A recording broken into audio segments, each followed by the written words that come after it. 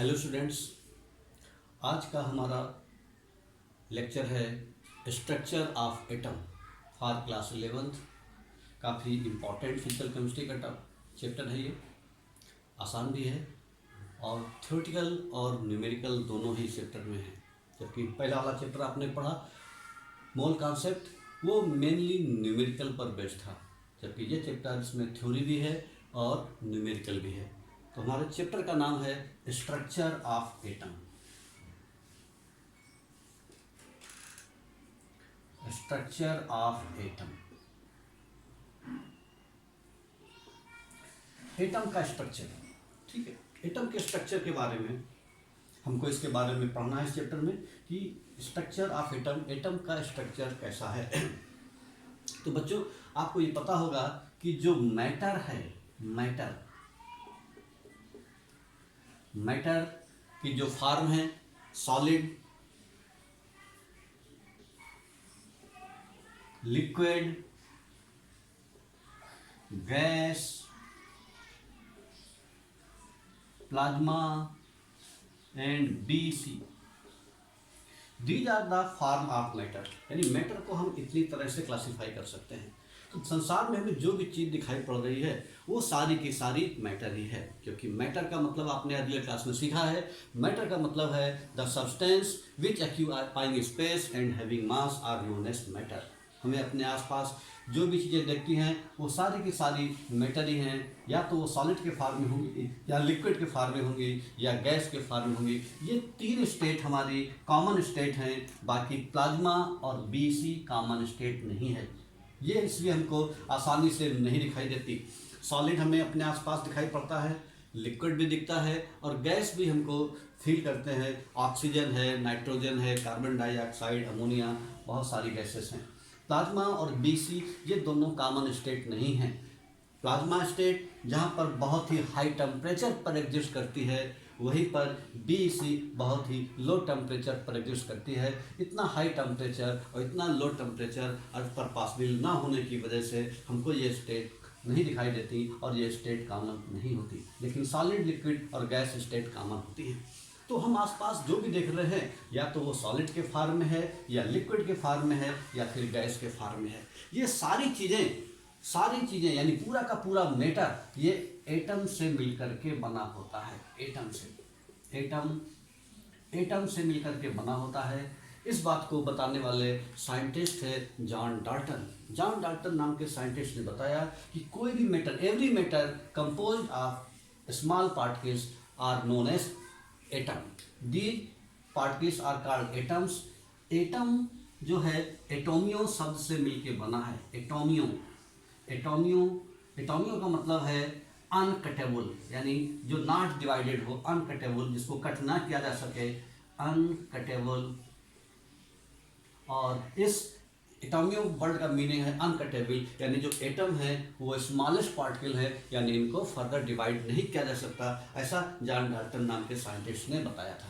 तो जब सारी चीज़ एटम से मिलकर के बनी हुई है, इसलिए हमको वो मैटर कैसे आपस में रिएक्ट करती है, उसका क्या दूसरे कंपाउंड के साथ रिएक्ट करने पर क्या प्रभाव होता है, इन सारी बातों की जानकारी के लिए हमको उसका जो स्मॉल पार्टिकल है यानी एटम, उसके बारे में स्टडी करना जरूरी हो गया। इसलिए हम स्ट्रक्चर ऑफ एटम की स्टडी करते हैं। यानी एटम की स्ट्रक्चर अगर हमको पता हो जाएगा तो हम इसकी हेल्प से बहुत सारे एलिमेंट किस तरह से आपस में रिएक्ट करते हैं, उनकी प्रॉपर्टी क्या होगी, उनकी केमिकल प्रॉपर्टी क्या होगी, उनका एक दूसरे के साथ रिएक्ट पर क्या प्रोडक्ट बनेगा, इन सारी बातों की जानकारी हम कर सकते हैं अगर हमको एटम का सही स्ट्रक्चर पता हो जाए।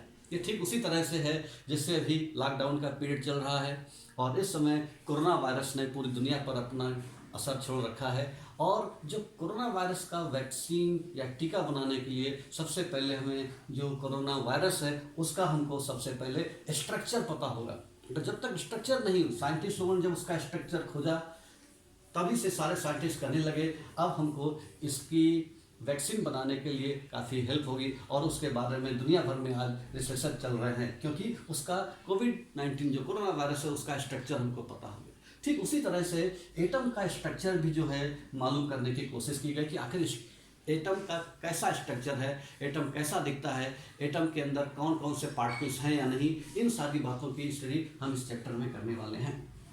तो सबसे पहले एटम की स्टडी में, इस चैप्टर में बहुत सारी चीज़ें ऐसी हैं जो कि आपको पहले से ही पता है। जैसे एटम इलेक्ट्रॉन, प्रोटॉन और न्यूट्रॉन से मिलकर के बना है, ठीक है। प्रोटॉन और न्यूट्रॉन न्यूक्लियस में रहते हैं। ये सारी बातें आपने अगले क्लास में यानी 9th क्लास में सीख चुके हैं। लेकिन हम इसमें और भी बहुत सारी बातें बताएंगे जो आप लोग नहीं जानते हैं। जो आप लोग जानते हैं वो तो अच्छी बात है, जो नहीं जानते हैं वो भी हम इस चैप्टर के माध्यम से सीखेंगे। तो सबसे पहले हम एटम के स्ट्रक्चर के बारे में, हम लोग का जो सबसे पहले आपका डिस्कवरी ऑफ कैथोड रेज, सबसे पहले कैथोड रेज की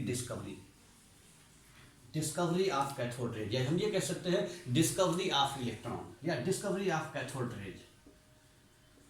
डिस्कवरी ऑफ कैथोड रेज,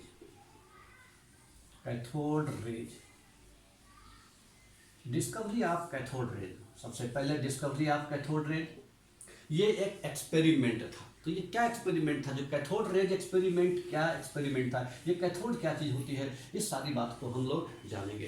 तो सबसे पहले जो डिस्कवरी ऑफ कैथोड रेज किस तरह से हुई, एक प्रकार की कांच की ट्यूब थी जिसको हम डिस्चार्ज ट्यूब कहते हैं।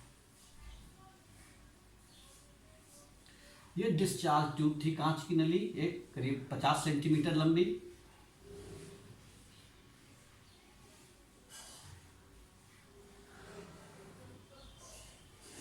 और ये जो कांच की नली है, इसके दोनों तरफ इलेक्ट्रोड फिट थे।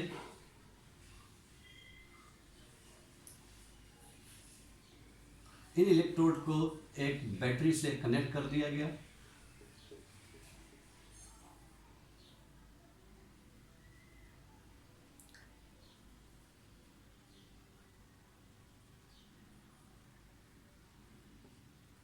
तो इस तरह का जो ट्यूब था, इसको हम लोग बोलते हैं डिस्चार्ज ट्यूब या कैथोड ट्यूब के नाम से जाना जाता था।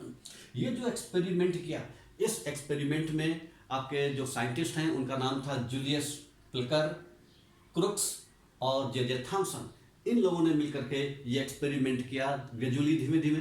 तो सबसे पहले उन्होंने क्या किया, डिस्चार्ज ट्यूब के अंदर कोई भी गैस लिए उन्होंने डिस्चार्ज ट्यूब के अंदर, और उन्होंने उसका वोल्टेज, यानी पहली जो कंडीशन है, पहला प्रयोग, हालांकि एक्सपेरिमेंट तो बहुत सारे किए लेकिन 3 एक्सपेरिमेंट के थ्रू हम इस बात को समझाते हैं। एक्सपेरिमेंट तो बहुत सारे हुए। तो पहला आपका एक्सपेरिमेंट ये था कि अगर हम गैस, डिस्चार्ज ट्यूब के अंदर जो भी गैस है, अगर हम नॉर्मल प्रेशर रखें, प्रेशर अगर नॉर्मल है, नॉर्मल प्रेशर और वोल्टेज 10,000 वोल्टेज, यानी वोल्टेज जो था वो कितना रखा, 10,000 वोल्टेज, 10,000 से, या मतलब रेंज है इसकी 5,000 to 10,000 कह सकते हैं। 5,000 to 10,000 के बीच में वोल्टेज रखा। तो देखा कि डिस्चार्ज ट्यूब के अंदर से जो गैस है उसके अंदर से किसी भी प्रकार का कंडक्शन नहीं होता। पहली कंडीशन ये थी कि प्रेशर नॉर्मल रखा, वोल्टेज चाहे 5,000 वोल्ट लिया, चाहे 6,000, चाहे 7,000, चाहे 8,000, चाहे 9,000, चाहे 10,000, यानी कि हमने धीमे धीमे प्रेशर को, सॉरी वोल्टेज को 5,000 से लेकर के 10,000 वोल्ट तक बढ़ाया। और हमने देखा डिस्चार्ज ट्यूब के अंदर कोई भी चेंज नहीं हुआ, किसी भी तरह का कोई भी चेंज हमको दिखाई नहीं पड़ा। फिर दूसरे एक्सपेरिमेंट में क्या किया, दूसरा एक्सपेरिमेंट किया कि अब की प्रेशर को रिड्यूस किया थ्रू वैक्यूम पंप। ठीक है, इस वैक्यूम पंप के अंदर जो अंदर का जो प्रेशर है उसको रिड्यूस किया। इसके थ्रू जो यहाँ पर वैक्यूम पंप लगा है उसके थ्रू जो डिस्चार्ज ट्यूब है इसके अंदर का प्रेशर घटाया बढ़ाया जा सकता है। तो यही काम करके हमने क्या किया, with the help of vacuum pump we decrease the pressure of discharge tube to 10⁻⁻² atmosphere, इतना प्रेशर तक ले गए। वोल्टेज वही रखा, वोल्टेज वही करीबन अप्रॉक्सीमेट 10,000 वोल्ट के आसपास।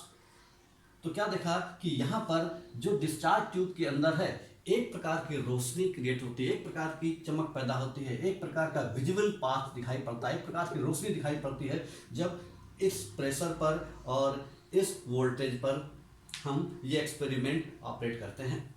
उसके बाद जो तीसरी कंडीशन थी कि जब हमने प्रेशर को और रिड्यूस किया, करीबन अप्रॉक्सीमेट 10 की पावर -4 एटमॉस्फेयर इतना प्रेशर और वोल्टेज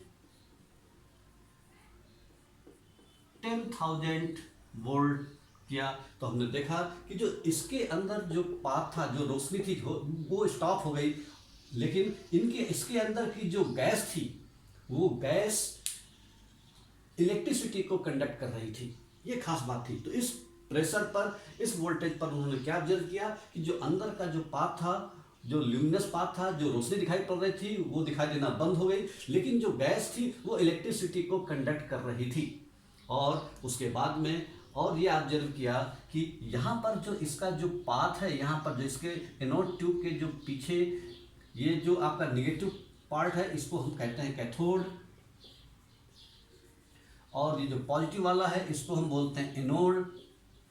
तो देखा इस प्रेशर और इस वोल्टेज पर एक प्रकार की इनविजिबल रेज, इनविजिबल का मतलब जो दिखाई नहीं पड़ती, ठीक है, कैथोड से निकल के एनोड की ओर चलती हैं, क्योंकि दिखाई नहीं पड़ती। तो जब दिखाई नहीं पड़ती तो हमें पता कैसे लगा? हमको इस तरह से पता लगा कि जब ये कैथोड रेज जब इस पर स्ट्राइक करती हैं, ये जो ग्लास ट्यूब है, ये ग्लास ट्यूब है, इसके एनोड के पीछे का एरिया ग्लास ट्यूब है, जब इसके पीछे इस पर टकराती हैं तो एक प्रकार की चमक पैदा करती हैं, जिससे हमको मालूम चला कि यहाँ से कुछ रेज निकल रही है और निकलने के बाद कैथोड से निकल करके एनोड की ओर चल रही है।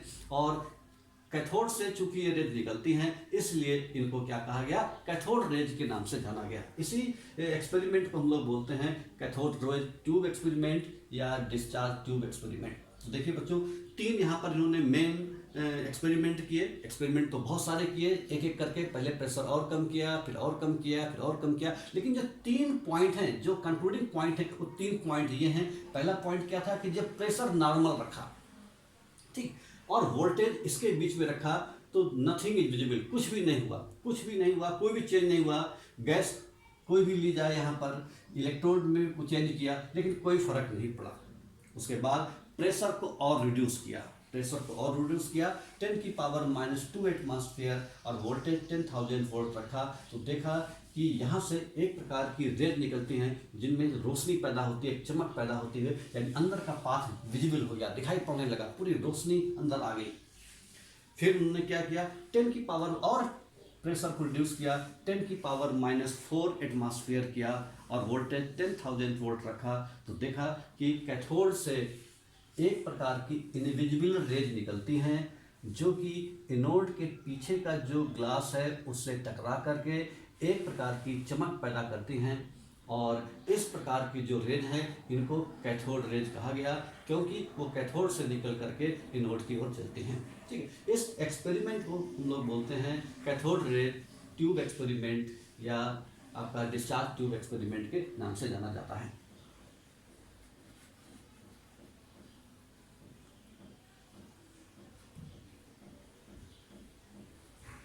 तो बच्चों, ये 3 एक्सपेरिमेंट उन्होंने जो किए,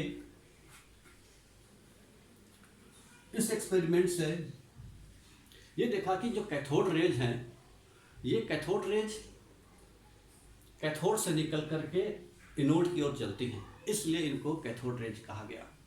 ये जो आइडिया आया कि कैथोड रेज का, कि यानी इसके अंदर कुछ चार्ज पार्टिकल है, ये सबसे पहले माइकल फैराडे के दिमाग में आया। उन्होंने सबसे पहली बार ऑब्जर्व किया कि जब किसी सॉल्यूशन से, किसी इलेक्ट्रोलाइट से अगर हम इलेक्ट्रिसिटी पास करते हैं तो जो इलेक्ट्रोड्स हैं उन पर केमिकल रिएक्शन होता है, और उस केमिकल रिएक्शन के थ्रू जो डिपोजिशन या लिबरेशन ऑफ जो मास है वो आपका इलेक्ट्रोड पर कलेक्ट होता है। तो इस बात से उन्होंने ये निष्कर्ष निकाला कि मैटर का इलेक्ट्रिसिटी से कुछ रिलेशन है, क्योंकि बहुत पहले से भी अगर हम ग्लास रॉड या इबोनाइट रॉड को हम फर या सिल्क से रब करें तो उसमें एक प्रकार का चार्ज क्रिएट होता था। तो इससे ये पता चलता था कि मैटर का इलेक्ट्रिसिटी से कुछ ना कुछ रिलेशन है। ठीक है। उसके बाद में माइकल फैराडे ने भी बताया, उन्होंने एक रूल दिया। उन्होंने क्या रूल दिया कि the mass deposited at the electrode is directly proportional to their charge passing through them, यानी चार्ज का या इलेक्ट्रिसिटी का मास यानी मैटर से कुछ ना कुछ रिलेशन जरूर है, ठीक है। और इसको हम 10th क्लास में सीखेंगे इलेक्ट्रोकेमिस्ट्री चैप्टर में। Faraday law, Faraday first law, Faraday second law करके हम लोग पढ़ेंगे। तो खाली हम यहाँ पर इतना बताना चाहते थे कि शुरू में ये क्लू मिला, शुरू में ये आइडिया मिला कि जो मैटर है उसका इलेक्ट्रिसिटी के साथ कुछ ना कुछ रिलेशन जरूर है, ठीक है। उसी समय साइंटिस्ट स्टोनी नाम की साइंटिस्ट ने क्या बताया, उन्होंने ये बताया कि जिस तरह से मैटर छोटे छोटे पार्टिकल से मिल करके बनता है, उसी तरह से आपका इलेक्ट्रिसिटी भी डिस्क्रीट यूनिट से मिलकर बनी होती है। उस डिस्क्रीट यूनिट यानी जो इलेक्ट्रिसिटी जो है, ये किसने बताया? स्टोनी नाम के साइंटिस्ट ने। स्टोनी नाम के साइंटिस्ट ने बताया कि जो इलेक्ट्रिसिटी है, इलेक्ट्रिसिटी ये जो डिस्क्रीट यूनिट से मिलकर बनी है, डिस्क्रीट यूनिट से मिलकर बनी है। डिस्क्रीट यूनिट यानी जो इलेक्ट्रिसिटी भी है वो छोटे छोटे पार्टिकल से मिलकर बनी है। ये ठीक उसी तरह से जैसे मैटर छोटे छोटे पार्टिकल से मिलकर बना है, इलेक्ट्रिसिटी भी छोटे छोटे पार्टिकल से मिलकर बनी हुई है। इन्हीं पार्टिकल को स्टोनी नाम के साइंटिस्ट ने इलेक्ट्रॉन का नाम दिया। अभी हालांकि इलेक्ट्रॉन की डिस्कवरी नहीं हुई, लेकिन उनको उन्होंने इलेक्ट्रॉन कहा गया क्योंकि ये जो इलेक्ट्रिसिटी है इन्हीं छोटे छोटे पार्टिकल से मिलकर बनी हुई है। और इसका प्रूफ हम बाद में देखते हैं, जब डिस्चार्ज ट्यूब एक्सपेरिमेंट होता था वो हुआ और उसके बाद उन्होंने देखा। तो डिस्चार्ज ट्यूब एक्सपेरिमेंट से क्या देखा कि कैथोड से एक प्रकार की रेज निकलती हैं जो एनोड की ओर चलती हैं। क्योंकि रेज कैथोड से निकल रही थी इसलिए इनको कहा गया कैथोड रेज, ठीक है। कैथोड रेज की स्टडी की गई, कैथोड रेज की स्टडी की गई। इस कैथोड रेज की स्टडी करने में जे थॉमसन का इंपॉर्टेंट रोल है। जे थॉमसन ने क्या किया, कैथोड रेज की स्टडी की कि कैथोड रेज की आखिर क्या क्या प्रॉपर्टी हैं, ठीक है। तो सबसे पहले हम प्रॉपर्टी पढ़ेंगे, properties of cathode rays. Properties of cathode rays,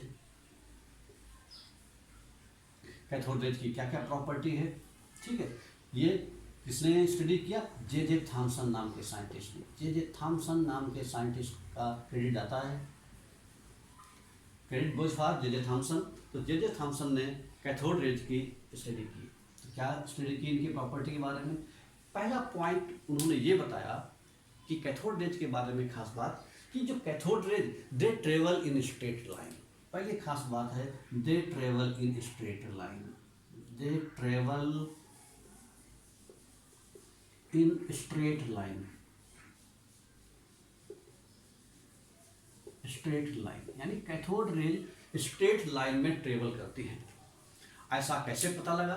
इस बात का पता उन्होंने जो डिस्चार्ज ट्यूब एक्सपेरिमेंट था, उस डिस्चार्ज ट्यूब में क्या किया कि जो कैथोड है यहाँ से जो रेज निकल रही थी, इन्होंने क्या किया, रास्ते में एक ऑब्जेक्ट रखा इन्होंने, इस तरह से कोई ऑब्जेक्ट। तो क्या हुआ, जब कैथोड रेज यहाँ पर हुआ तो इसका शेडो हमको यहाँ पर दिखाई पड़ा।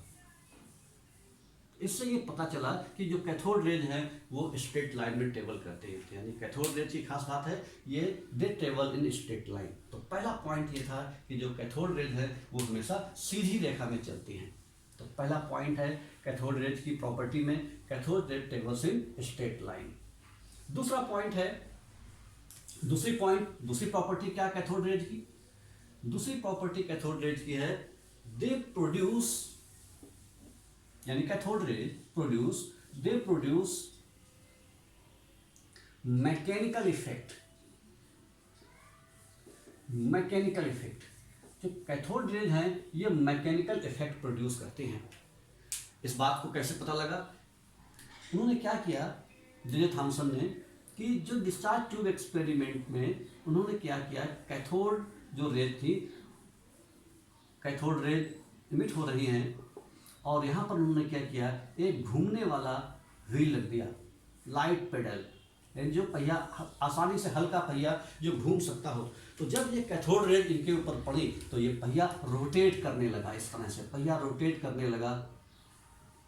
इस तरह से इस बात से इन्होंने ये निष्कर्ष निकाला कि जो cathode rays mechanical effect produce कर सकते हैं। इसका मतलब है cathode rays consist of a material particle. तभी ये क्या कर रहे हैं कि जो कैथोड रेज है इसको रोटेट करा रहे हैं, क्योंकि अगर जो कैथोड रेज जिन पार्टिकल से मिलकर बने होंगे उनका कुछ ना कुछ मास होगा, और मास होगा तो उनकी कुछ ना कुछ काइनेटिक एनर्जी होगी। काइनेटिक एनर्जी का formula half M V square, तो उसकी वजह से क्या हो रही होंगी कि ये इसको रोटेट कराएंगे। ऐसा हम एक्सपेरिमेंट हम लोग बच्चे लोग करते हैं कि कागज़ की बना करके हवा जिस डायरेक्शन में चल रही है उसके अपोजिट दौड़ें तो फिरंगी घूमने लगते हैं इस तरीके से। तो इसका मतलब भी है कि एयर जो है उसमें भी आपका मास पार्टिकल है। यही चीज़ यहाँ पर भी उन्होंने एक्सपेरिमेंट किया। क्या किया कि जो कैथोड रेज आ रही थी उनके रास्ते में एक हल्का घूमने वाला पहिया, रोटेटिंग आपका लाइट पैडल इन्होंने रखा, और वो जो आपका पैडल रोटेट होने लगा। इस बात का मतलब है cathode ray produces mechanical effect. तो दूसरा जो इन्होंने एक्सपेरिमेंट किया और जो कंक्लूजन निकाला उसके प्रॉपर्टी के बारे में वो ये था। उसके बाद बच्चों तीसरी प्रॉपर्टी क्या थी कैथोड रेज की? तीसरा प्रॉपर्टी है they produce heating effect. They produce heating effect. Heating effect, they produced heating effect, यानी जो कैथोड रेज हैं वो हीटिंग इफेक्ट क्रिएट करती हैं। क्या देखा गया कि जब कैथोड रेज किसी हार्ड मटेरियल, हार्ड मेटल जैसे कॉपर, ठीक, या टंगस्टन, इन पर गिरती हैं तो वो आपका हीटिंग प्रोड्यूस करती हैं। तो इसका मतलब दे प्रोड्यूस हीटिंग इफेक्ट। और खास बात यह है कि जो कैथोड रेज है वो हीटिंग इफेक्ट भी प्रोड्यूस करती हैं। चौथी बात, दे प्रोड्यूस एक्स रे।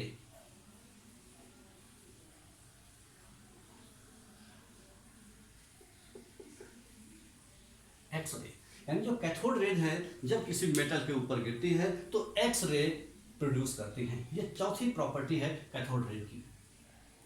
पांचवी बात यह है कि when cathode ray travel in absence of electric field और absence of magnetic field, they travel in straight line, यानी दे डू नॉट डिफ्लेक्ट। यानी अगर कैथोड रेज को हम इलेक्ट्रिक फील्ड या मैग्नेटिक फील्ड की एब्सेंस से पास कराएं तो किसी भी डायरेक्शन में डिफ्लेक्ट नहीं होती। लेकिन अगर उनको इलेक्ट्रिक फील्ड में से पास कराया जाए, मान लीजिए हमारे पास एक ये फील्ड लगा दिया हमने, ठीक है, ये आपका निगेटिव प्लेट है, ये पॉजिटिव प्लेट है, और ये कैथोड रेज को पास कराया तो कैथोड रेज जो होती है वो क्या होती है, पॉजिटिव एंड की तरफ मुड़ जाती है। इस बात का ये मतलब हुआ कि जो कैथोड रेज हैं, ये जो कैथोड रेज है ये निगेटिव पार्टिकल से मिलकर बनी हुई हैं, तभी ये पॉजिटिव इलेक्ट्रोड की ओर मूव कर रही हैं। क्योंकि आपको पता है कि दो अपोजिट चार्ज एक दूसरे को अट्रैक्ट करते हैं और सिमिलर चार्ज एक दूसरे को रिपल करते हैं। पॉजिटिव इलेक्ट्रोड की ओर मुड़ना वो इस बात को शो करता है कि cathode rays made up of small particles which having a negative charge, उनके ऊपर नेगेटिव चार्ज है और इस वजह से ये पॉजिटिव एंड की तरफ मुड़ रही हैं। ऐसे ही जब इनको इन कैथोड रेज को जब हमने मैग्नेटिक फील्ड से पास कराया तो भी एक डिफ्लेक्ट हुई, जो कैथोड रेज हैं वो आपका नॉर्थ पोल की ओर मुड़ गई। तो इस बात का मतलब ये पता चलता है कि जो कैथोड रेज हैं उनके ऊपर कुछ ना कुछ चार्ज है, और वो चार्ज किस तरह का है, निगेटिव चार्ज है। निगेटिव चार्ज की वजह से ये अपने से अपोजिट इलेक्ट्रोड की ओर मुड़ जा रही हैं। तो इनका पांचवा जो पॉइंट था कि जो कैथोड रेज है वो इलेक्ट्रिक फील्ड और मैग्नेटिक फील्ड से इफेक्टेड होती हैं। उसके बाद अगला प्रॉपर्टी है, प्रॉपर्टी नंबर नेक्स्ट, कि cathode rays penetrate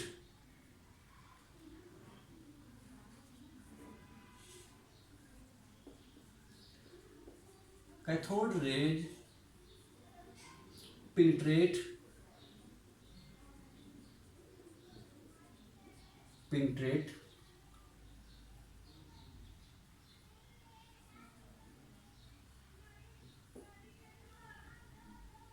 light and foil।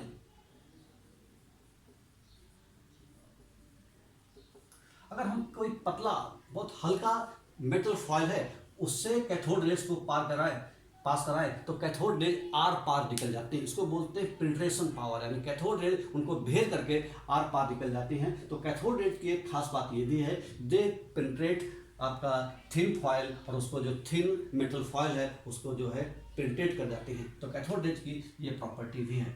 उसके बाद नेक्स्ट प्रॉपर्टी है कैथोड रेज की, जो कैथोड रेज हैं, कैथोड रेज के अंदर इलेक्ट्रोड चाहे कोई भी लिया जाए, उसके अंदर जो गैस है वो भी कोई भी ली जाए, तो गैस पर और इलेक्ट्रोड पर कैथोड रेज के नेचर पर कोई फर्क नहीं पड़ता। यानी कि अगर हम कोई भी गैस लें या हम कोई भी इलेक्ट्रोड का कोई भी मटेरियल ले, इलेक्ट्रोड किसी भी मेटल का बनाए, तो क्या देखते हैं कि उस पर कोई भी फर्क नहीं पड़ता। जो कैथोड रेज के अंदर जो पार्टिकल हैं जिनका कि चार्ज या उनका मास, उसके ऊपर कोई फर्क नहीं पड़ता। तो हम ये कह सकते हैं कि जो कैथोड रेज यानी जो nature of the gas, nature of the gas inside the cathode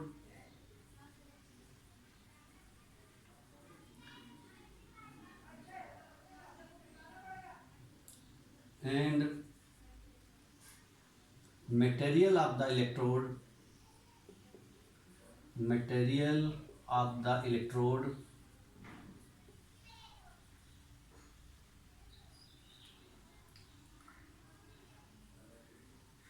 does not depends on the does not depends on the nature of cathode rays. Nature of cathode rays यानी cathode rays के nature जो है उस पर कोई फर्क नहीं पड़ता। यानी हम उसके अंदर गैस बदलते जाएं, एक गैस डालें फिर दूसरी गैस बदल के डालें, फिर नाइट्रोजन डाल दें, फिर हीलियम डाल दें, कोई फर्क नहीं पड़ता है। यानी जो कैथोड रेज का जो नेचर है उस पर कोई फर्क नहीं पड़ता। ठीक है। या फिर हम जो मटेरियल है, इलेक्ट्रोड का जो मटेरियल है, यानी जो कैथोड और एनोड ये अलग अलग मटेरियल के बनाते जाएं तो भी कोई फर्क नहीं पड़ता उसके नेचर के ऊपर। यानी जो कैथोड रेज हैं उनके नेचर के ऊपर कोई फर्क नहीं पड़ता। उसके बाद में जो E/m की वैल्यू है, E/m, E का मतलब चार्ज, चार्ज और मास का रेशियो, चार्ज और मास यानी E/m, E/m की वैल्यू कांस्टेंट थी। यानी उसके अंदर कोई भी गैस ली जाए, उसके अंदर जो इलेक्ट्रोड है वो किसी भी मटेरियल के बनाए जाएं तो E/m की वैल्यू कांस्टेंट थी। कैथोड रेज के लिए E/m की वैल्यू कांस्टेंट थी, यानी चार्ज और मास की वैल्यू कांस्टेंट थी। इस बात का मतलब ये हुआ कि कोई भी मैटर है, चाहे वो कोई भी गैस हो या कोई भी आपका सॉलिड हो जिसका इलेक्ट्रोड बने हुए हैं, कोई भी हम लें तो उससे कोई फर्क नहीं पड़ता। यानी E/m की वैल्यू कांस्टेंट रहती है। इस बात का मतलब ये है कि जो आपका कैथोड रेज है वो जिन पार्टिकल से मिलकर बनी हुई हैं सब में सेम प्रेजेंट हैं, और जो कैथोड रेज जिन पार्टिकल से मिलकर बनी हुई हैं उनको शुरू में उनको नेगाट्रॉन कहा गया, बाद में उन्हीं का नाम इलेक्ट्रॉन रखा, जो कि स्टोनी ने पहले ही कहा था कि इलेक्ट्रॉन इसको बोला, तो इसलिए जो है कैथोड रेज जिन पार्टिकल से मिलकर बनती हैं उनको इलेक्ट्रॉन कहा जाता है। तो इस तरह से ये जो एक्सपेरिमेंट इन्होंने जो बातें बताई, एक्सपेरिमेंट, उस एक्सपेरिमेंट में ये बात पता लगी कि कैथोड रेज की स्टेट अलाइनमेंट टेबल करती हैं, कैथोड रेज मैग्नेटिक इफेक्ट और इलेक्ट्रिक इफेक्ट क्रिएट करती हैं, कैथोड रेज आपका जो थिन मेटल फॉयल है उसको पेनिट्रेट करती हैं। उसके बाद में जो आपका नेचर ऑफ गैस है या इलेक्ट्रोड जिन मटेरियल से बना है उस पर कोई फर्क नहीं पड़ता कैथोड के नेचर के ऊपर, कैथोड रेज के नेचर के ऊपर। और जो कैथोड रेज हैं जो जिन पार्टिकल से मिलकर बनी हुई हैं उनका चार्ज और उनके मास का रेशियो कांस्टेंट रहता है। इस बात से ये पता लगता है कि ये एक फंडामेंटल पार्टिकल है, जो भी है वो फंडामेंटल पार्टिकल है। यानी सभी में कोई भी गैस हो उसमें वो पार्टिकल कॉमन है, कोई भी मटेरियल हो जो इलेक्ट्रोड जिसका बना है उसमें ये फंडामेंटल पार्टिकल कॉमन है। इसी को आगे चल के ये कंक्लूड किया गया कि कैथोड रेज जिन छोटे छोटे पार्टिकल से मिलकर बनती हैं उनके ऊपर निगेटिव चार्ज होता है। तो कंक्लूजन ये निकला इन सारे पॉइंट से स्टडी करने के बाद और जो एक्सपेरिमेंट करने के बाद जो कंक्लूजन निकला कि ये जो रेज हैं ये निगेटिव पार्टिकल से मिलकर बनी होती हैं, निगेटिव पार्टिकल से मिलकर के ये रेज बनी हैं। दूसरी बात, ये जो निगेटिव पार्टिकल हैं इन्हीं पार्टिकल जो cathode rays are made of negative particles and these particles are called electrons. These particles are called electrons. दो बातें। तीसरा कंक्लूजन ये निकला कि जो आपका जो इलेक्ट्रॉन्स हैं, क्योंकि कैथोड रेज इन छोटे छोटे पार्टिकल से मिलकर बनी हुई हैं और इन पार्टिकल को अपन इलेक्ट्रॉन कहते हैं, तो ये जो इलेक्ट्रॉन हैं उनका चार्ज और उनका मास, इनका रेशियो कांस्टेंट है। इनका रेशियो जो कांस्टेंट है, इस बात का मतलब ये हुआ कि electron is the fundamental particle of all matter, चाहे वो सॉलिड हो, चाहे वो लिक्विड हो, चाहे वो गैस हो, कोई भी सब्सटेंस है उसके अंदर एक पार्टिकल कॉमन जरूर होगा जिसका नाम क्या है, इलेक्ट्रॉन। तो इस तरह से बच्चों E/m की वैल्यू कैथोड रेज के लिए कांस्टेंट आई और जो ये वैल्यू थी उसकी वैल्यू थी 1.7588 इंटू 10⁻11 कूलम पर किलोग्राम। तो बच्चों इस तरीके से E/m की वैल्यू कांस्टेंट आई। तो आज बच्चों हम यहीं तक बताते हैं। अगले लेक्चर में हम बताएंगे कि E और M का कैसे रेशियो निकला। ठीक है, तो E और M का जो रेशियो है, उसके बाद में मुल्कन ऑयल ड्रॉप एक्सपेरिमेंट क्या था, ये सारी बातें, या एनोड रेंज की डिस्कवरी कैसे हुई, ये सारी बात हम अगले लेक्चर में डिस्कस करेंगे। तब तक थैंक यू।